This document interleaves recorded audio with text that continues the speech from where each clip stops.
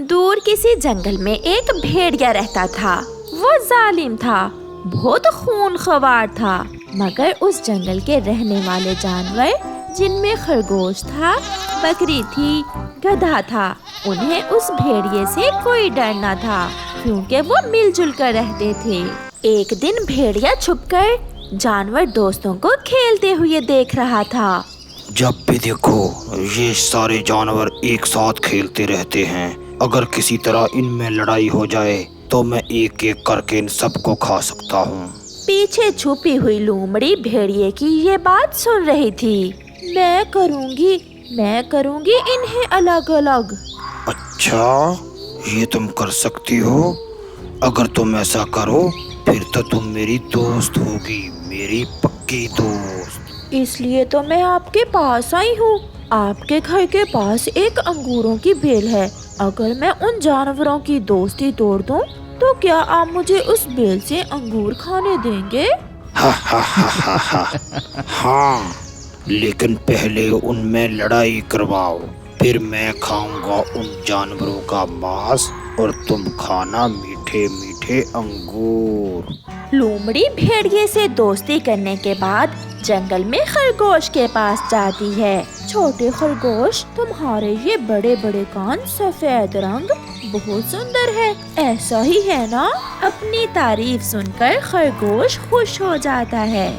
ہاں ایسا تو ہے، تو پھر دفع کرو اس بکری اور گدھے کو، وہ دونوں تمہارے ساتھ کھیلتے اچھے نہیں لگتے، تمہاری ساری سندرتا مٹی میں مل جاتی ہے جب تم ان دونوں سے کھیلتے ہو۔ یہ سن کر خرگوش کو سوچنے لگتا ہے اور لومڑی آگے بڑھتی ہے اور بکری کے پاس جاتی ہے۔ سفید دودھ، سفید سینگ، کالا کالا رنگ، بکری جی پھر تم گدھے اور خرگوش کے ساتھ کیوں کھیلتی ہو؟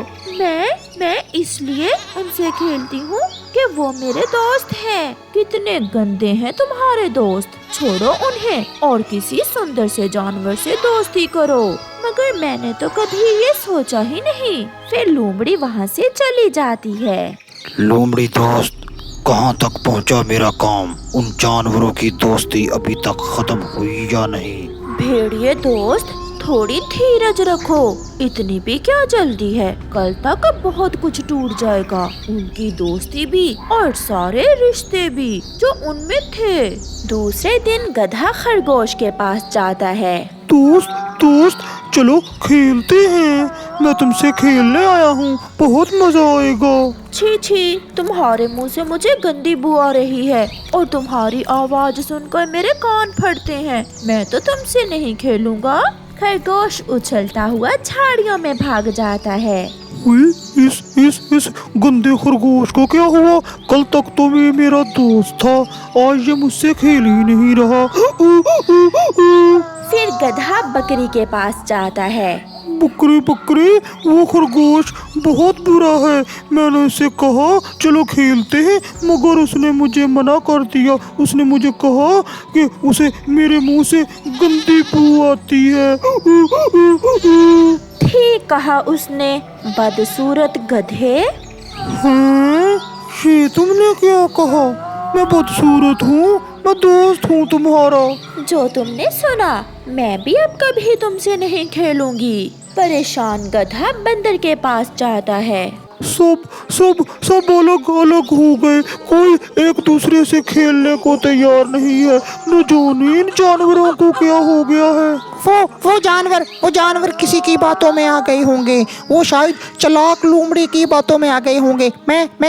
میں جا کر دیکھتا ہوں، میں تمہارے ساتھ جاتا ہوں ابھی۔ پھر بندر ماما خرگوش کے پاس جاتا ہے اور اسے سمجھاتا ہے، مگر کوئی بات سنے بنا خرگوش وہاں سے چلا جاتا ہے۔ بکری بھی بندر کی کوئی بات نہیں مانتی۔ ایسا نہ کریں، آپ سب دوست الگ الگ نہ ہوں، اسی میں سب کی بہتری ہے، سب کی بھلائی ہے اسی میں۔